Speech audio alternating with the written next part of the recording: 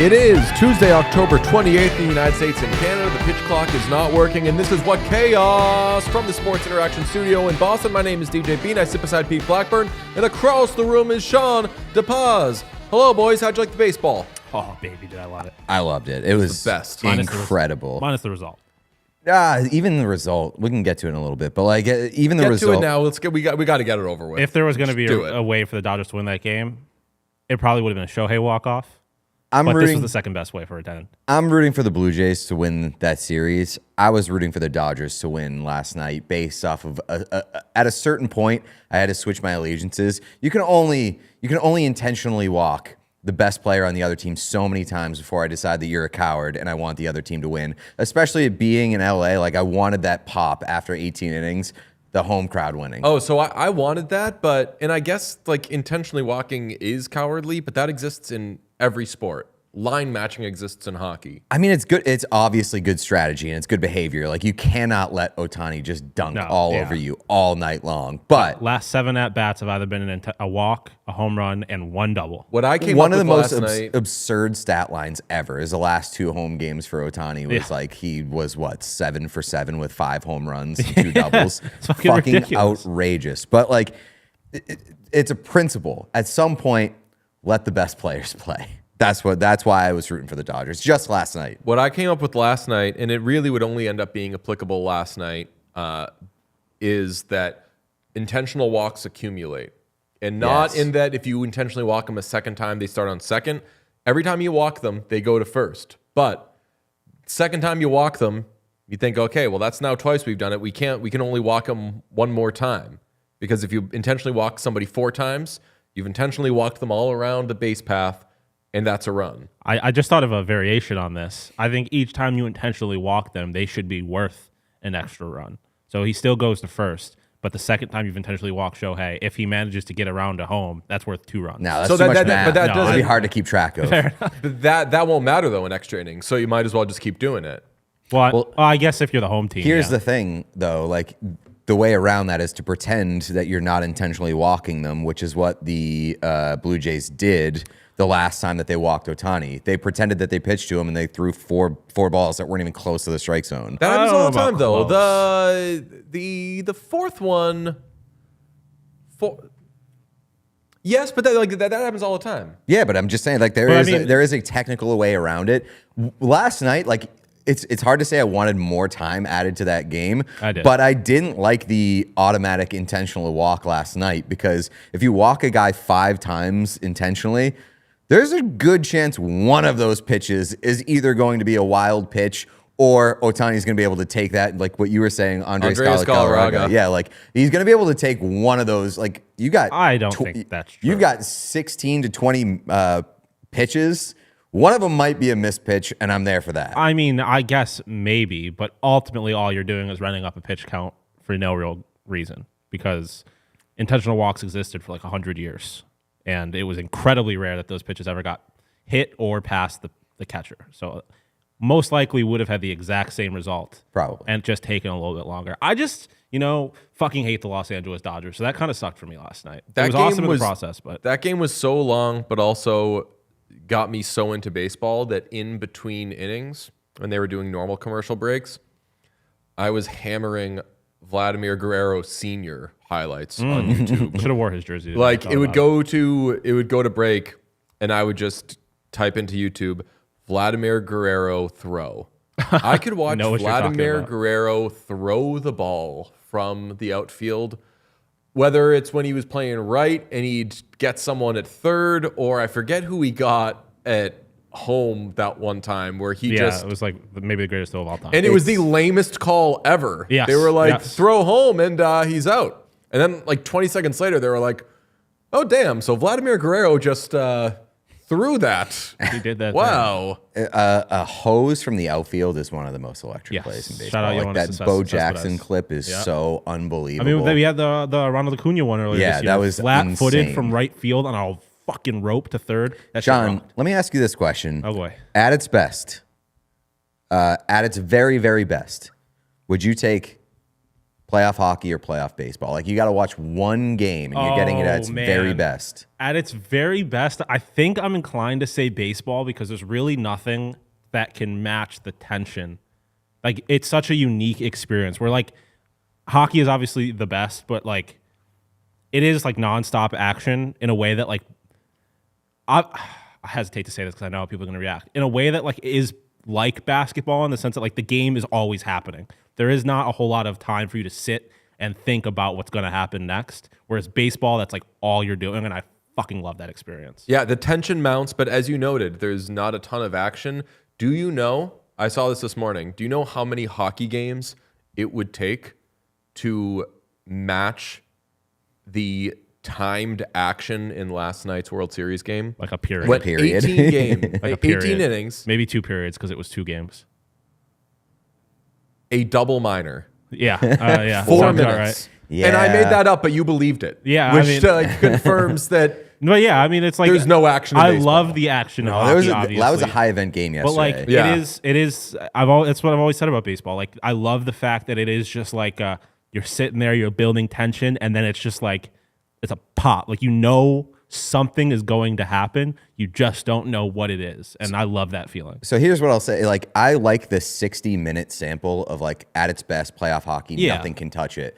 But there's something about, like, the man-to-man matchup Yes. of a playoff baseball Like, game. Like the World Baseball What's the Classic? Dodgers pitcher last night that went? Klein? Yeah, Klein. Like, that guy Nails. has cemented himself in my brain, in my memory, as somebody that I'm just going to remember for the rest of my life, because that guy, as I say, like the morning after, I can't remember his name, but Yeah. that guy was an absolute dog last Yeah, night. and he was like a nobody. Yeah. Like which makes it awesome. Yeah, I mean, I don't know. I just think about like the World Baseball Classic. I think is the best singular baseball moment of the last decade. Shohei Ohtani versus Mike Trout.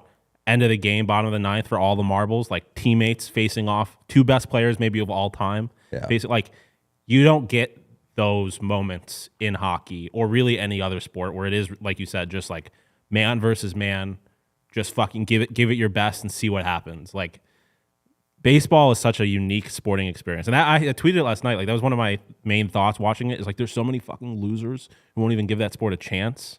And it's like, man, as long as if you take it for what it is, it's just an awesome experience. Okay, what's on the show today? Today on the Good man. show, let's talk about the Bruins are terrible. I guess we'll talk about that. I'm like sort of looking forward to that because I have thoughts, but I don't want to talk about the Bruins being terrible. Also, obviously. the Blues. It just didn't. The Blues are so terrible that they didn't even get the headline on the terrible section. They're just like, last night was not a shock. Like last night was kind of a shock for the Bruins. Wyatt Johnston is going to be on the show. Very excited about that. First active Dallas Star? No, Well, I was Cody trying to Ceci. explain it to him. It didn't Cody make Ceci. sense. Like we've had guys when they've been on the Oh yeah, Yes. Logan But we've Stankoven. had Stankoven on. We've had, but as after today, the only player who's actively on the Stars and has been on our show will be True. I believe, unless like I don't know, did we have any of those like nice people they toss on their third pairing? I don't think so.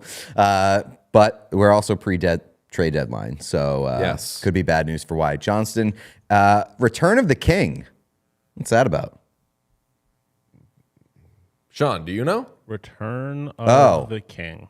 Oh, The of course. Kesselring. Yes, the Kessel King. You know, Kessel King is his nickname. Oh, okay. We've got Michael Kesselring back in the lineup, or I guess not back in the lineup, for the lineup, first time for the Buffalo Sabres tonight. That's very exciting. People have been wearing those Michael Kesselring jerseys from the team store at KeyBank Arena? KeyBank. At KeyBank. KeyBank Center. KeyBank Center, much ABC. longer than he's been able to because they're selling 15 to 18 different player jerseys there. And today is Frozen Frenzy Day, so marathon baseball into marathon hockey today, even though it's not. It's kind of marathon, but they're starting an hour early and then like starting the last game an hour late. But I will say, shout out Bucci. He was up for that whole game last night. He was. He's got himself a long night tonight. I mean, obviously from our previous conversation, all 3 of us were up and there was just like no question. You can't go to bed, especially when for the sports equinox of it all, I watched 2 games. I watched the entire Bruins Senators game until the very end for some godforsaken reason. I said I was going to quit. I tweeted that. Also, last night was a big night for people saying that they were going to quit something and then not quitting it. Like I said, I was going to quit the Bruins game. I think Bucci said that he was going to quit. Go to sleep. Yeah, Big Cat said he was going to quit the baseball game. You had the best take on it, which is like, if you fall asleep, fine. Yeah, but if you turn the TV off and go to bed in a World Series extra inning game that's like in the 15th inning, you're a psychopath. I adjourned, but that was put on the iPad, got the game on the iPad before I turn off the TV in the living room. Yeah, take the iPad I think into you bed need, and watch it there. Yeah. Like I said, like you can fall asleep watching that game. You cannot turn that game off. That's like the true separation of like, are you a sports fan or are you not? Like you cannot go to bed in a game that is that crazy, that big, that the stakes are that high. I don't care what sport it is. Like if a tennis match was going like 100%. 8 hours and it was on TV, I'd be watching that shit at 4 a.m. It's hard. I got to remember sometimes that I am different in the sense that like I am obsessed with sport. And like I was texting my group chat last night with some of my friends saying like, I'm not, you fuckers are not like me. But they're all asleep. And I'm like, yeah, I guess that is probably a normal thing for 98% of human beings to do, is to like go to bed at a reasonable hour because they have to work the next day. I can't even fathom not watching the World Series. Like, it's the fucking World Series. Last night was the first night in a long time that I appreciated having Twitter. Having Twitter and being able to kind of have that shared experience late into the night is what Twitter is meant for. I agree 100%. And there used to be so many more moments like that before it turned into a fucking disaster. But I appreciated it last night, and I appreciated you boys last night. Oh, yes, it was a very good conversation. Okay, before or I guess during the baseball, the hockey was happening, and good job, NHL. I think that the pre-Frozen Frenzy 2-game slate was a rousing success. Very good. I don't remember if I said this on the show or off the show, don't understand how we live in a world in which teams can have back-to-backs before and after the Frozen Frenzy, and yet we only had 2 games the night before the Frozen Frenzy. Well, we had those and they games. Were the shittiest games we ever. had those games, and they featured the Boston Bruins, the Ottawa Senators, the Pittsburgh Penguins, and the St. Louis Blues, which left us to say, you're only giving us the Penguins tonight? Like you only gave us one good team?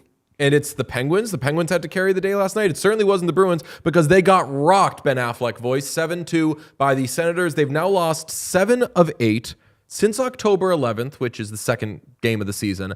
They have the worst record in the NHL. In that span, 29th in goals against per game. And the funny thing of it is, it's not like they're so terrible offensively. No. They're scoring 3 goals a game, which isn't good, but it's not, you're going to lose 7 of 8. It is not the recipe for disaster They just lose every game. Right, and it's not the recipe for disaster that everybody was expecting when they were like, oh, this Bruins team is going to be awful. They're not going to be able to score goals. No, they can score goals. What was supposed to be one of their strengths, their blue line, and to a certain extent their goaltending. I don't think their goaltending, I think it's been a little overblown how bad the goaltending has been. The blue line has been fucking horrendous. Horrendous. Let's see where Jeremy Swayman is in. Jeremy Swayman He had a has 9-10 save percentage heading into yesterday. Yeah, he has a goal saved above expected of 0.9, which is that's probably like top half of the league. Do you know how many? That's top half of the league. Do you know how many Bruins defensemen have a positive goal differential at 5-on-5? A positive goal differential. Is it 1? It is 1. Do you know who that defenseman is?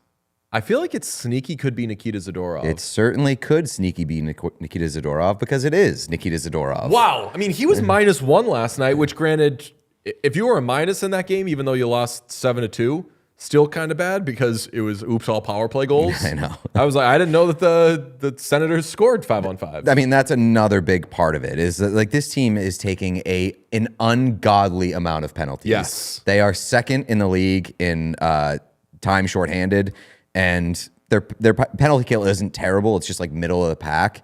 But like you cannot be that stupid and undisciplined without the talent that they're missing. Can I do a little bit of in defense of Don Sweeney? And I texted you boys last night because I was starting to get you're seeing the mentions. How is this guy still here? got into my head a little bit. I was like, how is this guy still here? How is a guy who inherited Chara, Bergeron, Rask, Krejci, Marchand, Dougie Hamilton, just like so many really, really good players. The list goes on and on and on, and never win. Like, has that guy made it like 10 years? But I thought, in defense of him right now, I think the Bruins are such a different team when they have Hampus Lindholm. And Hampus Lindholm is on like sarcastic Jake Wallman heart watch in terms of when Hampus Lindholm is out of the Bruins lineup, joke's on you if you're watching that team. I guess, yeah. I mean, like, look no further than the last 2 years. He's clearly an important part of that team. And it looked a lot different heading into the season, the way that things started versus where they are now. So, like, I can't say that Hampus Lindholm is not a vital piece to this team. Vital is a good way of putting it. Yeah. Put him on heart watch. It's been really disappointing how bad Charlie McAvoy's been. Yeah, well, that's the thing. If you only have 3 players you're confident in selling the jerseys of, they all have to be Sidney Crosby. Do they take Charlie's jerseys out of the store? That would be awesome, honestly. Oh, yeah, you're only allowed to have 3 at a time? Yeah. And you're on the bottom of the list right now. You're at massive risk of getting demoted. Thin ice, relegated. Yeah, yeah. You Jersey relegation in the Bruins Pro Shop is online famously, only. if you listen to yesterday's show, they only sell 3 jerseys in their Pro Shop. So right now, it's Pasternak, McAvoy, and Swayman. I would agree that he's in the danger zone, Charlie McAvoy right now, but who's getting promoted? Zadorov. It's Zadorov or no? Like I would say that right now the leader in the clubhouse is Geeky or Hampus Lindholm.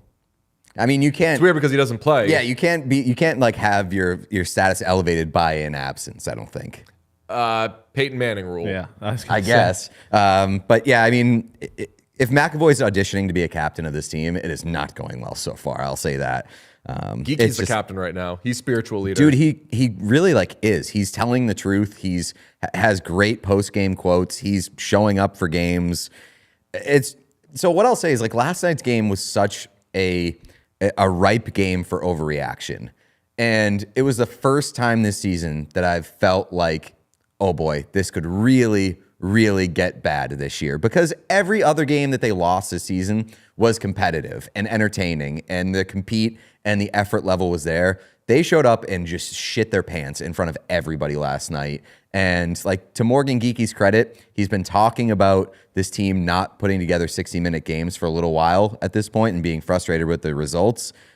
It's just he was the only guy who like had any sort of positive impact on that game last night at all. I had a weird thought, which is I think the Bruins might be so bad right now that maybe they can't trade Pavel Zacha, because the one thing Pavel Zacha will do, even if he's not always productive, like Pavel Zacha tries. And obviously when a team gets bad, you ship guys out, but I think examples need to be set, and it's weird. I don't think that Pavel Zacha has ever been talked about as like a letter type guy, but effort's always there from him. And man, that room and that, more importantly, that ice is going to suck when you take him off it. I think I would rather give it to Geeky than Zacha, honestly. They give what? The like spiritual like letter or real letter? Yeah. Yeah. I would too. I mean, he's going to be here longer. I think that Zacha, if you don't get rid of him this year, you're going to get rid of him next year. But man, what are you getting for Zacha? Because it can't be like something negligible. No, but I mean, like a team like he's so important to you. A team like Vancouver is going to want him really bad, and I think that that's been out there. So I don't know what Vancouver really like. What a package would look like from them, but you could probably get something. Speaking of getting something, yeah, Victor Arvidsson, could get it, another bright spot, sort of ish. Scored with like what? 9 seconds. 9 seconds left in the game last night. Every Victor Arvidsson goal, I'm just saying, cool. Price is going up for the deadline. That's like they were losing by 5 goals with 9 seconds left in the game. He scored. I found a little bit of happiness in being like, that's just one goal to add to his stat sheet that when they trade him at the deadline, Price going up. So Arvidsson is 10 trillion% getting traded. 1 Zaka billion fucking gazillion Zaka percent. is probably getting traded. Middlestat might be too expensive. I mean, you can retain, but he's too expensive for what he gives you. He's making 5.75. Should have traded You're him a after team the and you last need game when he had a 2-game heater. Yeah, but if you need someone who can play center, but right now may be better suited for the wing, but he's maybe middle 6-ish at best at the deadline, and you're a good team, who's prancing around with $6 million in cap space to add Casey Middlestat? That's another reason why Zaka's so attractive. Yeah. Versatile, under $5 million on the cap hit. Canucks have their 2026 first. They've said they're not trading it. No one trade your 2026 firsts. Do it. Trade it to the Bruins. Do it. Trade to the Bruins and reacquire JT Miller and just see what happens. Sure. Chat's saying that Vancouver has some good prospects as well. So maybe that's something that you... I think that right now, if there is another game that looks as bad as this Bruins game, especially like in the very near future, they're going to have a massive bounce back tonight. Like big time frozen frenzy, eyes on the Bruins, see what they look like after last night's game. If this continues to spiral the way that it's spiraling, like Providence got to get calls. Like you got to bring guys up. Guys in Providence are producing right now. Who? Give me some. As of right now, they have 5 guys who are producing at over a point per game. Okay. And then 2 additional that are a point per game. You got Riley Tufte, Georgi Merkulov, Patrick Brown, Mete Blumel, Fabian Lysell. All over a point per game. And then you got Alex Steves and Matthew Poitras. Lysell is enormous. Why the heck not? I would say the same with Blumel. Yeah. Like I liked Blumel preseason. Would love to see him at least get a shot. Like get something different in there. And then Poitras, like shit or get off the pot with that kid, I feel like. I mean, I think sometimes, with all due respect to him, this would happen with a lot of Bruins prospects back in the day where, like, fans, you might not like it, but at some point, like, maybe they're not playing him that much because he's not going to have the impact that you want him to have. But what they don't do with those guys is they don't sell them when there's, like, perceived value. I think that the ship has sailed probably a decade ago on if the Bruins are trading one of their prospects. Like, who's the last Bruins prospect they traded that was good? Charlie Lindgren? Ryan Lindgren? Who's the defenseman? Ryan Lindgren. Yeah, Ryan Lindgren. And good minute-eating, shot-blocking kind of guy.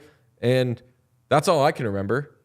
Yeah, I guess off the top of my head, Like you might Joe be right. Colborne, like all these guys that they gave up in these big trades to get someone didn't end up really being anything. Frank Vetrano, but that was just them trading for a draft pick. And that he wasn't even really like a... Yeah. Was he like a prospect? He got You know who actually the biggest prospect I think they've traded was? Ryan Donato? Ryan Donato. Yeah. And it took a while, and he ended up being a good NHL player, but like these guys aren't they're lottery tickets. They're scratch tickets. One thing that is going right for the Bruins is that their water bottles are not going right. Charlie McAvoy tried to drink water on the bench, can't even do that right. It's so funny. It's funnier too because it's yellow Gatorade, I believe, so it just looks like piss. Piss It looks like jersey. he's just getting pissed on. Look at that. There's too much B and there's too much piss. That's what Rapid 7 paid their money for, is so that it could look like their logo was getting pissed on in the worst Bruins game of the season. Hell yeah, You noticed the ad patch though. That's true. That's why they do it. No bad publicity. No bad publicity. Piss on me, baby. I just want to say real quick, Yeah. I'm not enjoying this. I thought I would enjoy the Bruins sucking a little bit more. They suck too bad, and now they're going to end up with, I was going to say Matthew Schaefer, geez. Gavin McKenna. Gavin McKenna, Jesus, yeah. And I'm going to hate that. So I would rather the Bruins not suck this bad. I will take, I will take Keaton Verhoff. Yeah. I will take Keaton I don't Verhoff. want you to have him either. What? I don't want y'all to have him either. Like, you are sucking. I wanted the Boston Bruins McKenna or Verhoff, I'll to take finish it. 5 points out of the playoffs. So Ideal Here's what situation. happens though. Like if Verhoff ends up with the Bruins, we're looking at a Noah Dobson situation. Like, do the Bruins end up trading Charlie McAvoy? Oh, interesting. No, don't fucking do that. Just saying. Trade him to the Rangers. Try to get good. Like I was thinking last night, I was like, were they trying to, with their offseason, are they trying to prepare to be what the Blackhawks are, and they want at least some veteran guys to already be there when their high picks come in? So instead of Connor Bedard showing up to just a desolate landscape, he comes there and it's like, oh, hey, Tanner Jeannot, and like, hey, like some of these guys. And so like a year into what the Blackhawks tried to do with like Bertuzzi and Alec Martinez. Yeah. And that shows how broken my brain is, that I'm like, I'm doing these mental gymnastics to be like, but maybe there was a plan when they did all this, because things look bleak right now. Things look very bleak for the Bruins. As we said, they're probably going to sell people. As Morgan Geekie said Friday, they're probably going to sell people. Do you have anything else on them before we go to the Blues? Because the Blues are having just as much fun. All right, Blues lose to the Penguins last night. They've lost 4 straight games, but what stands out to me most is they've had 3 straight games of allowing 6 goals. I crunched some numbers on the Blues and the goals they're allowing. Joel Hofer has a .793 save percentage this season, which is 51st out of...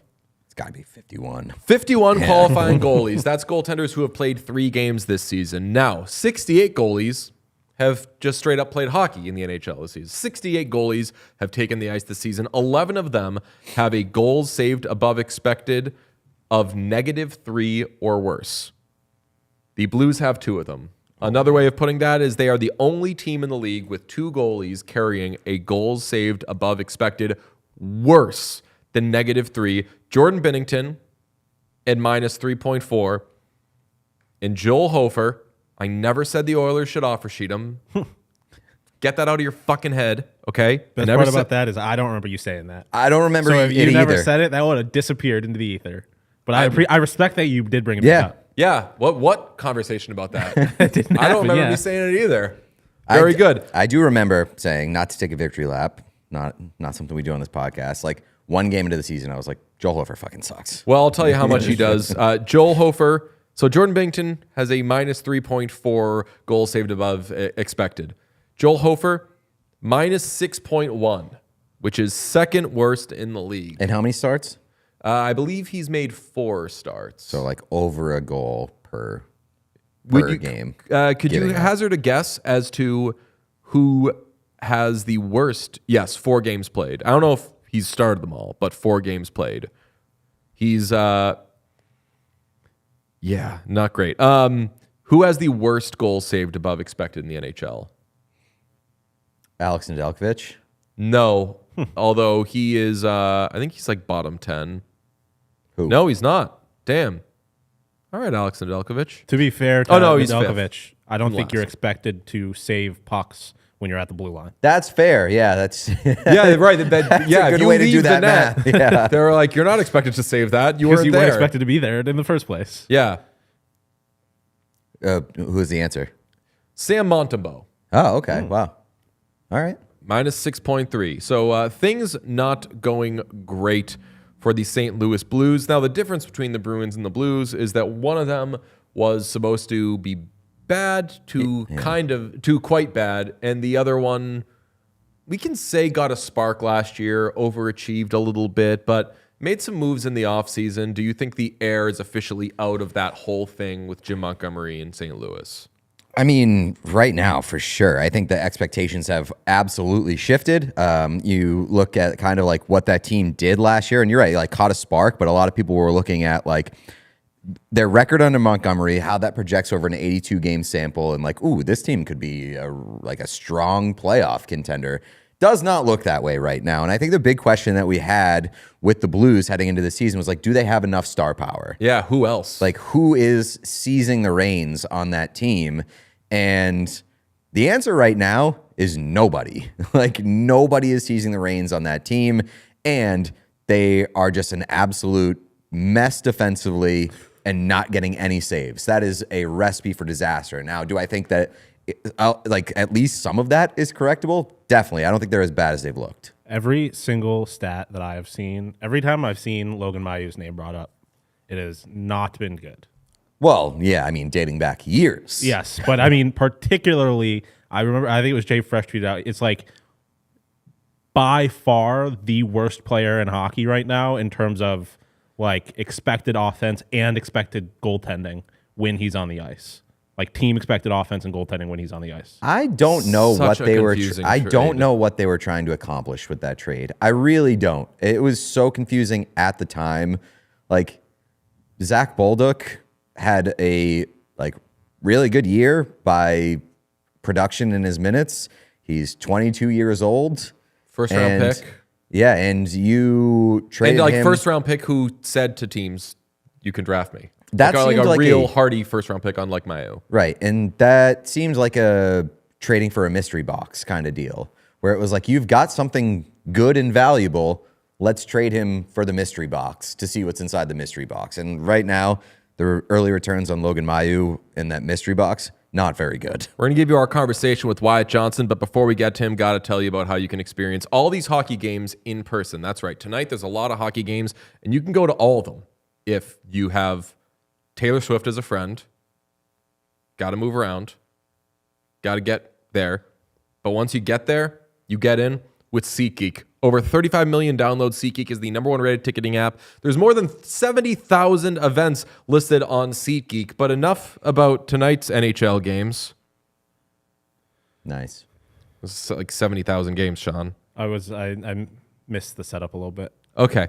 There's also concerts, sports, festivals, so many things. SeatGeek has your back. Each ticket is rated on a scale of 1 to 10. So you know you're getting a good deal. So look out for the green dots. Green means good. Red means bad. Plus, every ticket is backed by their buyer guarantee. Of course, we have a code for you. You can use code CHAOS10 for 10% off your next set of tickets at SeatGeek. Max discount $20. That's 10% off any tickets with promo code CHAOS10.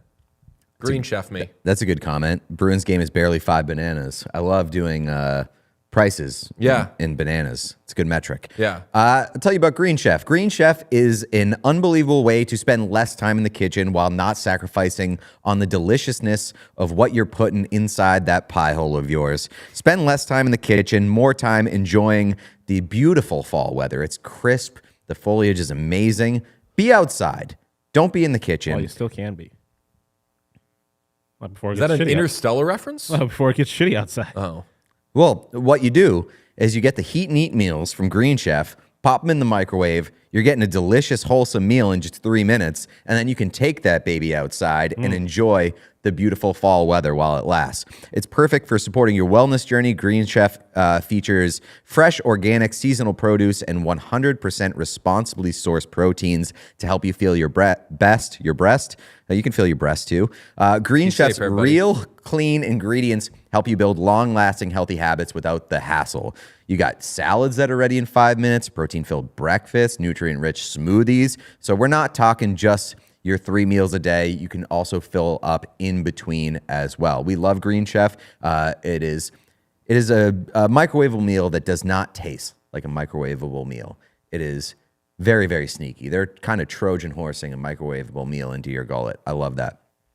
So make this season your healthiest yet with Green Chef. Head to greenchef.com/50chaos and use code 50chaos to get 50% off your first month, then 20% off for 2 months after that with free shipping. That's code 50chaos at greenchef.com/50chaos.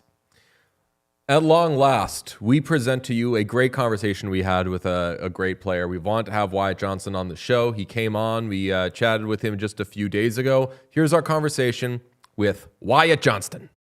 Joining us from the Dallas Stars is Wyatt Johnston. First question, how do you pronounce this person's name? Rupe Hintz. See, that's what we think, and it's been a real... Are you aware of what a mess the Rupe Hintz name pronunciation experience has been? I am not. I thought it was pretty easy to some extent. I don't know. You could definitely get you get the R going for sure, like Rope. I've heard that. yeah. Like I think maybe in Finland, maybe they would go a little more like that. But I mean, Rupe. Okay, And first then we heard it was Rupe. Then we heard like maybe it's like Rupe, as you said, get the R going. And then I think it was the NHL pronunciation guide listed it as Ropa. So I just went for that, and everyone was like, that's not what it is. Okay. You sound like an idiot. Then people started saying Rope, and then a video came out of him saying his own name. Rob Hintz. He just straight up said Rope was his name. And it could be, but this is all over the place. I know that in hockey, you call each other by nicknames and stuff, but in the outside community, these are the conversations we're having. We're saying, how in the Christ do you say that guy's name? Because he's one of the best players in the league, and everyone has a different name for him. Yeah, I mean, those are important questions, right? I just go with Rupe, but I mean, I'm not sure how he feels about it. Maybe, I don't know if he, some people, want it done the right way. I haven't heard him correct anyone, so. Marchand also fucked this whole thing up because initially he came into the league, he was Marchand, and then he said it was Marchand, and then he went back and forth, and there was like a real snip, snap thing. And you want to get people's names right so the comments don't absolutely butcher you, but some people are too nice. Does he have the kind of personality like Marchand where he would be like intentionally trying to fuck with everybody by changing his name every few years? I don't think so. I mean, I wouldn't say so, but I don't know. You never know. Like, maybe he is. I don't know. I've never heard Rope before. So maybe he is. I don't know. Unless that's just the way to pronounce his name.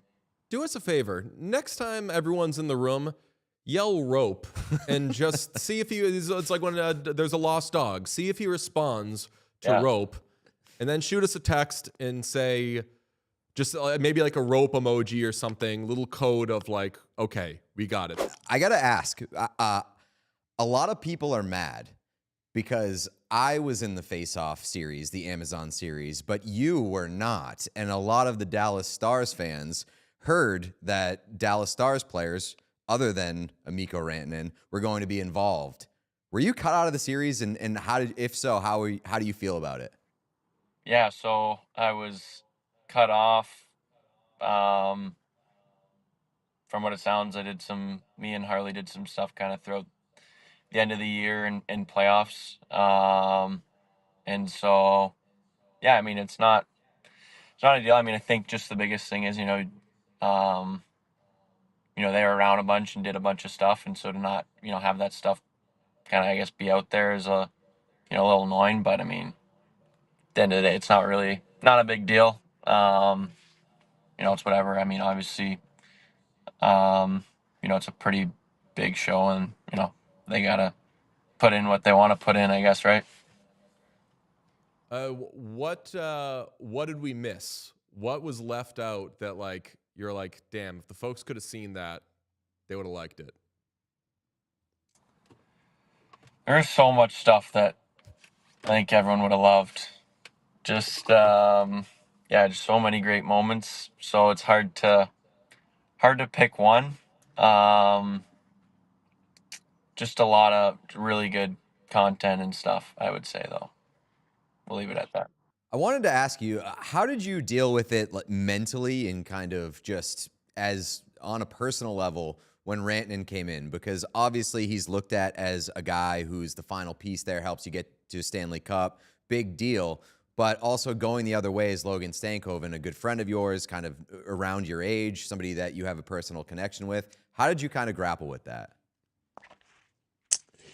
Yeah, definitely some mixed emotions. It's on one hand, it's exciting to for us to bring in a guy like Mikko and, having played against him a ton, seeing how good he is, it was super exciting. But at the same time, I mean, you're losing, someone that you're really close with and, lived in the same building as him last year. So spent a ton of time with him. And so, at the same time, we all kind of know it's a business, but, tough situations, tough decisions have to be made. And, and I think,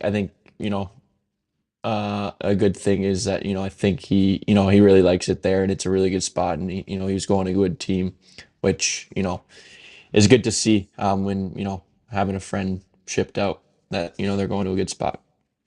Jim Nill had said that he wasn't trading any of you guys. And I know that like in the like hours leading up to that trade, everyone was kind of confused and waiting to see like, wait, is he trading one of them? And then you signed the extension.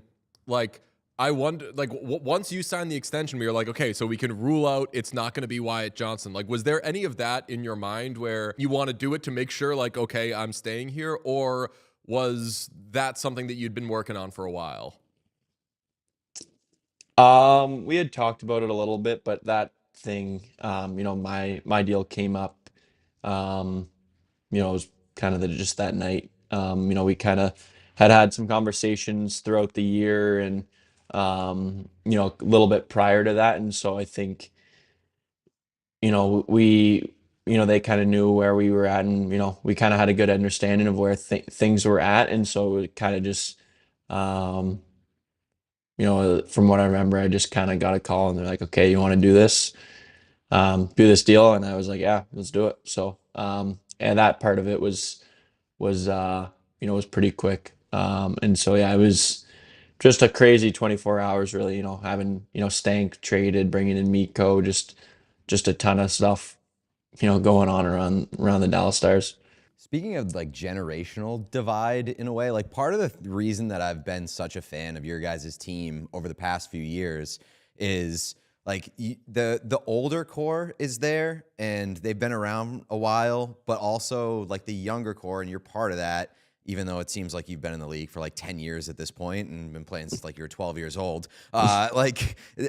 What's the dynamic like in the Stars room in particular? Just because like it feels like every end of the spectrum is covered from like a star, pun intended, star perspective, where you've got key players everywhere across the spectrum. Yeah, I think it's a great mix. I mean, you have the older guys who have done already a ton of amazing things in the league and have been playing at a super high level for a long time, for um, a lot of years, and have been a big part of the Dallas Stars for a really long time. And then you kind of have the middle group, and then you have the younger guys, like me, that are have the opportunity just to learn from those guys, and trying to keep improving and try to kind of start to make your mark on the league, and become a big part of the team. And so I think the blend is awesome. I mean, there's just so many great guys here in Dallas, and get along super well with the age gap, which I mean obviously is part of pretty much every team in the league, but it's a great mix of young and older guys. Do you feel a little bit of pressure with kind of how, whether it's the media or the market or whatever, like they project you to be like a strong leader of that team? Do you feel that pressure in a room with a lot of like older veteran guys? Like you've had an opportunity to wear a letter, you've shown up in big moments. I feel like there's a lot of projection onto you to be like the next captain of the Stars. Um, I mean, I don't know. I don't really think about that, stuff. I just try to be me, really. Obviously, um, I want to, help be a leader for the team, and I think that's super important. Just kind of helping with the culture, and I think that's so important. Which I think we have an awesome culture, which is obviously starts with Jamie Benn, our captain, and kind of throughout the rest of our leadership group, and all that stuff. But yeah, I mean, for me, I think I just try to do my thing, and do what I can to help the Dallas Stars. Whether that's on the ice, off the ice, helping, try to be a leader.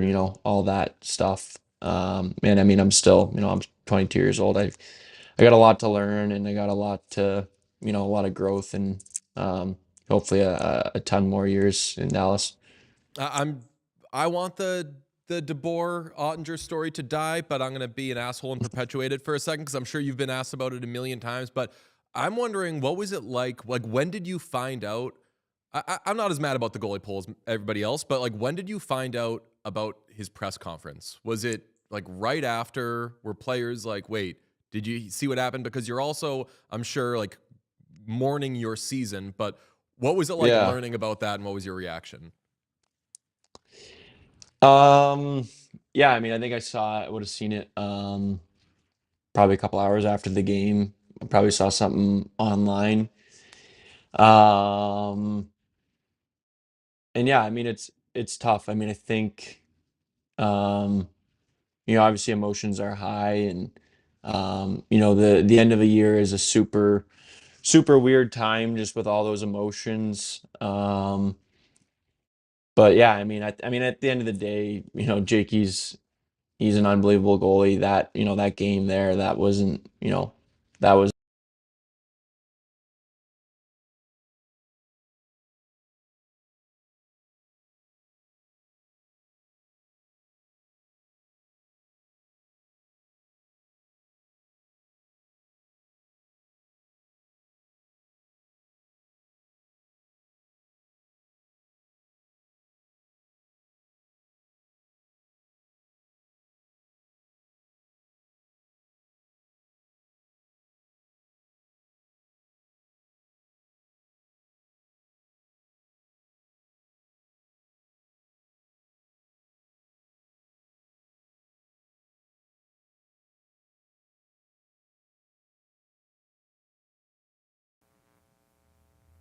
All right, we're back. That was the end of that. That was how that interview went. If anybody was watching live, that was how that interview went. Wyatt Johnston was answering a question, and then he just stopped, and no one moved for a little bit, and we just kind of we sweated it out. Yeah, a lot of good rumors and speculation in the chat as to whether it was Peter DeBoer, whether it was ESPN, whether it was whatever. But apologies on the technical front because, yes, there was a few more minutes of that Wyatt Johnston conversation, and it got really good, so make sure you check out the YouTube when it's posted up there because it's great. We talk about the dress-up game. And it's good strategy by us to yank the cord on the interview to drive people to the YouTube page to watch the interview after the fact. That's called gatekeeping content. It's done it before. We did it with the Greer interview. The which one? The Greer interview. Oh yeah, that's right. Yeah, that was strategy. That was just a nightmare like of a week. ESPN is very secretly adding ads. We are very secretly, accidentally teasing interviews. Ambassador to Greece says that was a classic. What are we looking at here? And the answer was each other. We were staring each other down. Yeah, there you go, Sean. Very good. Okay. We got some big debuts tonight, and I want to talk about them and celebrate them. What are you throwing your hands up for, He's Sean? throwing his hands up it for a party in the USA? There's a big Buffalo Sabres God debut. save the king. And it is a party in the USA, right? It Are is. the Sabres on U.S. soil? Yes, they are on U.S. soil. The Blue Jackets. If you did not know, the great Lindy Ruff said that Michael Kesselring is good to go for this evening. He will make his Buffalo Sabres debut. We are so excited about it. I jumped on Underdog, looked at what was offered. Right now, 6.37 Xing if you go higher than half a goal on Michael Kesselring. I think that's nothing the highest else, I've seen. Yeah, nothing else currently offered. They're playing it very smart. They're like, only Kesselring heads are going to jump on a Kesselring DFS. Yeah. So we're only offering goals. Wow. I mean, and I'm jumping on that. if you know ball, like that is definitely within the realm of possibility. It should not be that high, but we don't know what Kesselring looks like in the Sabres system yet. And I don't know exactly who they plan on playing him with. But like I saw some people discussing that he should play with Dahlin, at least early on. If he's playing with Rasmus Dahlin on a top pair, like definitely could happen. Sabres fans, get ready to learn Kesselring, buddy. Oh yeah, they already are. So it's going to be Josh Doan all over again. Have like you Sabres heard fans. anything? Like, is the fan base a buzz about Michael Kesselring? I don't think they're familiar with Michael Kesselring's game, especially because Josh Doan has been so awesome. They're like, we won, or not we won, but this trade worked out for both teams because we got Josh Doan and they got JJ. the centerpiece of the top piece in the return package is Michael Kesselring. Yeah, Definitely. He was definitely, especially considering who the Sabres are and their need on defense. Like he was the big get. So it's hard to imagine that anybody is going to be able to have the impact that Josh Doan seems to have had on this team early on. But this team does need to shore up its blue line. So much welcomed reinforcement. Okay, so here's what I've done. Here's what I'm going to do with Underdog and use code WhatChaos. Get $100 in bonus entries when you play your first $5 entry, win or lose. You just jump in, pick higher, lower. We've talked about this before. But for the Frozen Frenzy today, Underdog dropped a 30% NHL profit boost that you can use on an NHL entry. So you go in, Sign up using what Chaos. You can claim it, and you get a 30% NHL profit boost. So I am doing an all debuts card. Ooh. Big, good, bold. Who else? So I thought you'd never ask. Michael Kesselring, higher than half a goal, obviously. Okay. I'm going to 6.37x so hard. Obviously. That's before the boost. Do you know about the other big debut tonight, Pete? I don't think I do. Sean? Pete, close your eyes while he loads it. Sean? Open them. Pete, open your eyes. Oh, wow. Matthias Ekholm? No. The Oilers jersey? Tonight is the debut of the Oilers' third jersey that everyone hates Ugh. Against the Utah Mammoth. against the Utah Mammoth. Hosting the Utah Mammoth. Oh, which means the Mammoth are going to be wearing They're the going black on to the have road. to wear black. Oh, hell yeah. That could be the most insane jersey matchup of all time. That's going to be a very modern jersey matchup. Well, Incredible. maybe the Utah Mammoth are debuting a sneaky third jersey, LA King style. But then it would also be dark and on the road. Yeah, That'd no, just- probably not. that'd be But depressing. chat's saying Tom Willander also might be making his debut tonight. You can throw that in there. Okay. BU legend. Yep. So that could be a good one. Kesselring higher than half a goal. Leon higher than half a goal. For the jersey. And this has nothing to do with the debut, but I'm just doing what's in my heart. Pavel Zacha. Higher than half a point because we've been mean to the Bruins, and I got to give them a little something. That's going to give you, with that 30% bump, you can 50.86x your cash. So if I'm playing $10, $506.80, not bad. Not bad. I'm And going get you on- quite a few of those. You can get an Oilers third jersey and a Utah home jersey. I'm running a little crazy who's hot right now. Let's get some points lineup. I got Emmett Finney? I got a Wyatt Johnston, Cutter Gauthier, Emmett Finney, Jack Hughes, Matthew Schaefer, Matt Boldy, and Mitch Marner card. Why the hell not? And all just over half or higher than half a point. 7 picks, 10 to win 330. Use code WhatChaos on Underdog. You're getting $100 in bonus entries when you play your first $5 entry, win or lose. Imagine winning. Imagine winning on this Frozen Frenzy. Just Zacha. It could be anybody. It could be Zacha. How are we feeling about the Frozen Frenzy? Bad. I'm not going to complain about there being hockey on. Yeah. So Especially when the hockey was bad yesterday, but like that's part of the reason why I'm a little out on it. And Not I worth it. Went through a little bit of those thoughts yesterday. I'm sort of like in retrospect, in hindsight, I'm glad there wasn't a lot of hockey last night because I wanted to watch that baseball game. Yeah. But the baseball, the important part of the baseball game wasn't until all the hockey would have been over anywaes. I don't know. There could have been a tuck that went to like 1:30 a.m. I guess so. 1, But even 1:30. then, the important part was after that.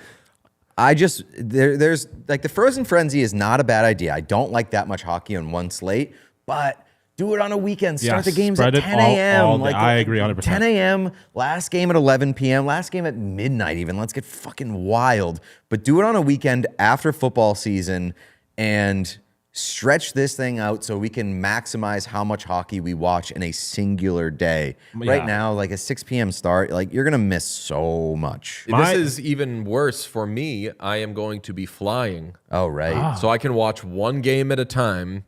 Well, that's kind I'm of what I sure was going to that get at. ESPN will offer some sort of They'll do check-ins for sure. quad box thing or whatever, but But that's my thing about this is the same thing I have with when they do double headers on Monday Night Football. I'm like, I can really only pay attention to one at a time.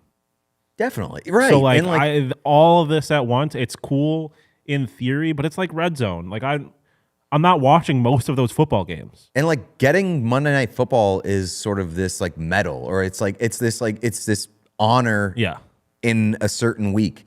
So it feels like an event. It just feels watered down when you're throwing 2 Monday Night Football games on. I agree 100%, and it feels real watered down when you're throwing 16 hockey games. And like part of the excitement of Monday Night Football is the shared experience of watching the same game with Yes. every football fan across the country. Yeah, that's the thing. Like it's such a diversified experience. Like no one is going to be enjoying this really together. Right. That's they're why I just like at the a same time. 3-game slate in the NHL where it's you got, one appetizer at 7 p.m. You've got a 7 3-game total?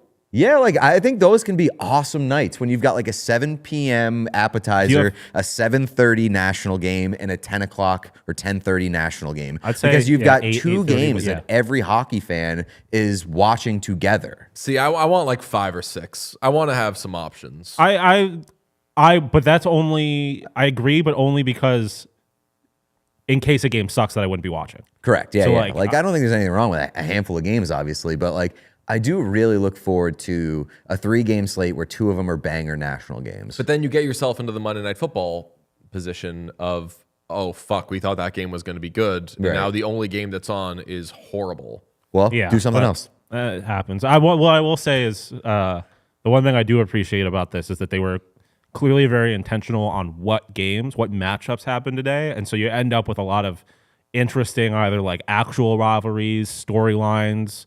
I think we get a JT or there's some like interesting revenge game, or we get like Stamkos and the Lightning, and then you get like regional matchup. Like I think that the games that they did put today are largely good games. There's just too many ones. Show the slate, Sean. Hey, you want to throw them up? Yeah. Give me the slate because it is robust.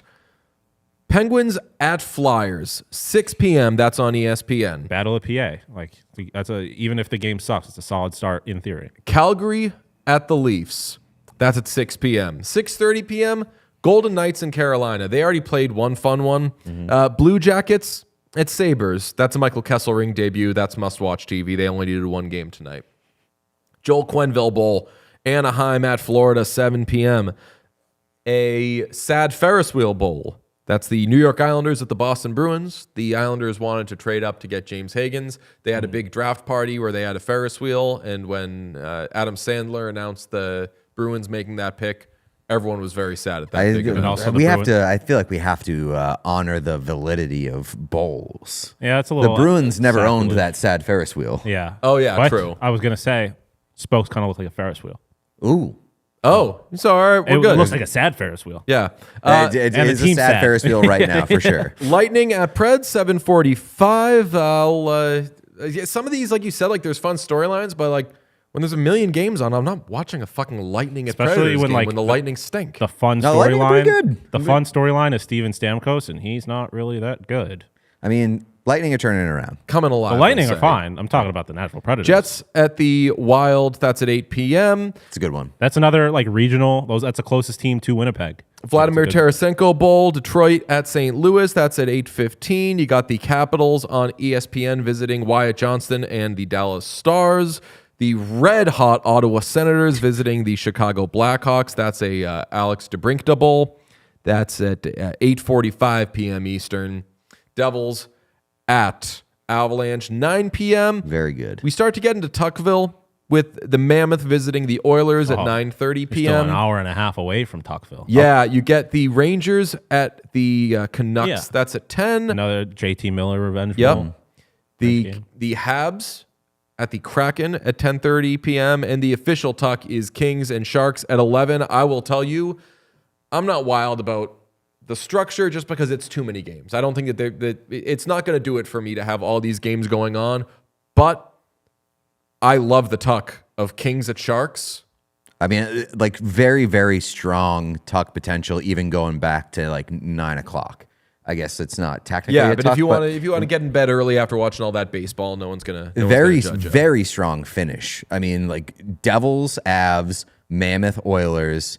I probably won't say Rangers, Canucks, but like that could be interesting. Could be. Yeah. Canadians, Kraken. Canadians make every game interesting, and then Kings, Sharks. Like all of that is good to me. I feel like they did a good job at like making sure there is like what should be a guaranteed good game at all times. Yeah. Like I guess like the first hour first 30 minutes might be a little questionable with the Battle of Pennsylvania and Calgary, Toronto, but like you start off before you even normally would get hockey games. You're getting Vegas, Carolina, which should be a banger. Right. And I think it sets it up pretty That's well. bread at the table. Yeah. Yes. With the nice oil. Yes. Yeah. Okay, Sean, if you could take down the slate, and we'll check in with our friends at Sports Interaction. Sportsbook and Casino. Every game is your game when you bet with Sports Interaction. Bet the action on every period, every shift, every shot with Canada's homegrown sportsbook. Sports Interaction, Ontario only 18 plus. Please play responsibly. You can get a tuck for plus 220. A tuck tuck? Oh, a tuck? Yeah. What is a tuck tuck? Talk. Alex Tuck scoring a goal. Ooh, very nice. I like that. You get a Dmitry Voronkov. You get a Big Boss. Big boss. Same price, $220. Okay. So I saw something the other day that his English is getting better. I don't like that. Don't want it. Yeah. If it makes his life easier, then I support it. But he still had makes my life less fun. Chinnikov, I think, translating for him this time. Well, here's the thing, and like Nikishin did this as well. Like, I'm pretty sure that like he can speak English. Shohei can speak English. Shohei can speak Yeah. English. I saw him talking to his teammates the other day and on the bench, and he was like, covering his mouth, and his American teammate was like, Here's what I'll say about Shohei. Not only do I think that he can speak English like pretty well, I think that he is probably very funny. I think that he is a very funny guy in English. or evil. Like he maybe he set his interpreter up. You know what's an amazing state of affairs, even though we like these people? They've been on our show before. Who? If I'm looking at Sports Interaction in this Blue Jackets Sabres game, you look at goal scorers, and they list by who's most likely to score a goal or who they think is most likely to score a goal. Very close to the top of the list is Josh Doan. That just feels amazing. Ahead of the likes of Adam Fantilli, Kent Johnson, like tried and true guys who have put up the numbers, who've put in the work, eaten the pasta, shown what it takes. And Josh Doan, People are he's buying. he's the darling. I would shout out Kent. Last time Kent Johnson played the Sabres, he had that sick. Oh, that's right. spinning Yeah, the Spinorama goal. The no-look spinny. Yeah. Okay, every game is your game when you bet with Sports Interaction. From puck drop to overtime, bet with live odds on every play with easy deposits and payouts. Go to sportsinteraction.com/whatchaos to open an account. Ontario only 19 plus. Please play responsibly. We got a great night of hockey ahead of ourselves. And folks, if you want to jump on the YouTube and see the full Wyatt Johnston conversation, that'll be up there. A lot of stuff from the show. Make sure you're following us on the various socials and everything. It goes a long way for us. We've been doing well on there, so we appreciate you. Yeah, that's right. If you can amplify the show, support it in any way possible. Like spike now, please. Yes, hit that like Weekend button. Thumbs up right below the video player. Also, we've been a little quiet on the Apple Podcast front, not only in the sense that we disappeared from there for like 2 weeks, but no reviews have come in recently. So if you're on Apple Podcasts and you enjoy the show, please head over to the podcast page, give us 5 stars and a nice little review. We would very much appreciate it. We very much appreciate you listening to the show. DJ, you are going to be on the road. Yes, I'm on next couple assignment the next couple of days. I'll be in La La Land. Again, this guy can't stay away. I can't stay away. I am going back to the Chargers team store I bet you are. to see if they have that hat. I might dip down, honestly. I might dip down to the Ducks team store. Ooh. Even. What are you Sean's- thinking? I got a I don't like it from Sean. No, I was like, okay, not a bad idea. Oh, you're just like I was like playing a good solo or something. You're just like No, I bet the Ducks team Solid store idea. is awesome. Not only because they have the Mighty Ducks logo, they've got the vibrant orange, and bet their merch goes crazy, but also very, very close with our pal Hammer Yes. at Violent Gentlemen. That's what I was So thinking. I bet their team store is just jam-packed with awesome Violent Gentlemen stuff. Mike in the chat says Jay's game tomorrow. I did look into it. Absolutely not. You're not that flush. It's well, depends on what happens today after the Frozen Frenzy. You've got some. We've got some good You've got partners. some tickets. We've got a way to make money, and we've got a way to get tickets with ease. That's right. I'm talking green means good, red means less good. You're gonna need a lot of bananas, though. Lot of bananas, and I'm allergic to bananas, famously. Per the chat, Ducks team store got new stuff that's fun. Yeah, I'm going to the Ducks team store. I'm supposed to be doing things with people and everything, but I'm gonna. What is it? 45 minutes from LA? Easy. Yeah. Also, with the Frozen Frenzy and every team playing tonight, please send us pictures of team stores. If you are at a game tonight, at an NHL game tonight, please go into a team store, take pictures of what players are available at this team store. I want to know what teams are doing. And when we say this, I'm not talking about like the Mitchell and atrium Ness or like the atrium level pop-up stores. Team store. No, like official Brick and team mortar. store in the arena. It has to be a permanent fixture in the arena, the big ass team store. Send us how many active players are available in your local team store. Thank you very much. Yeah, see, people are asking, how many player jerseys can I find in the Ducks team store? I'm fascinated by this experiment. Off the good. I was too. I was Ducks like, might be interesting. what's that? The Ducks might be interesting. Ducks could be very interesting. They got to have. It's just oops, all Lightning McQueen. Yeah. Oh, right. They can't sell that yet, though. Yeah. No. So it would be, you're looking at Carlson, you're looking at Gauthier. Vetrano. Gudis. Nah, well, he's the You gotta captain. sell Yeah. You got to captain. sell the captain jersey, I think. I mean, they don't Because- sell Nikita Zadorov jerseys in the Boston one. Lacombe. He's the captain of that team. Forget. Oh, yeah, they got to. If they don't sell Lacombe jerseys, then, well, I was going to say we're not allowed to call them underrated. All right, let's go through it. I'm looking at the lineup right now. Cutter Gauthier, I would guess yes. Leo Carlson, yes. Frank Vetrano, I hope. TBD, but I hope. Mace McTavish, yes. Yes. Beckett Seneca, yes. Whoa. Oh, yeah. I mean, I mean, guess he's you a probably top have 3 to. pick. Yeah.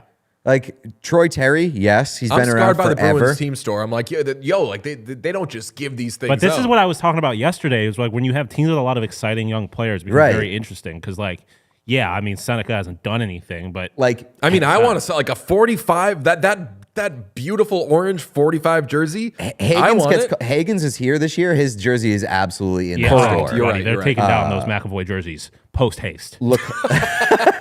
Lacombe, I would guess yes. Zellweger, I would guess yes. Minchikov, I would guess probably. I mean, I just, Maybe not Olin Zellweger. I think you might be getting to the edge now. I'll tell you what. Truba, like, do you think? Like, Yeah. They're probably. selling Trouba jerseys. And I'll then, tell you what, though. Dostal, yeah, Lucas Dossel, yeah. I would. Ooh, Chris Kreider. they're gonna have jerseys. I'll tell you what. They might need to have a separate store for the clearance section, though, because can you imagine Oh, Trevor Zegras jerseys. how probably many go Trevor crazy. Zegras jerseys they got to fit in that place? Yeah. Oh yeah. Oh man, I'm canceling so many plans and just going to Anaheim. Like maybe right after the show tomorrow. Actually, I think I can get an answer on the Anaheim thing pretty quickly. Oh, Yeah, I know we'll that we have can that tomorrow. find out, Yeah. but I'm gonna no. I want to go do it in An person. investigative report. Yeah. All right. Yes. Send us pictures of your teams. You can send those on Instagram or on Twitter. Calling it Twitter again. At What Chaos Show on both. So go to your team store, take pictures of how many players are available, send them to us on socials. We very much appreciate your cooperation in this matter, and we will see you tomorrow. Thank you, folks. If you enjoyed this video, please subscribe to What Chaos here on YouTube. You will get everything, daily episodes, player interviews, and so much more. It's all here on the What Chaos YouTube. Hit subscribe.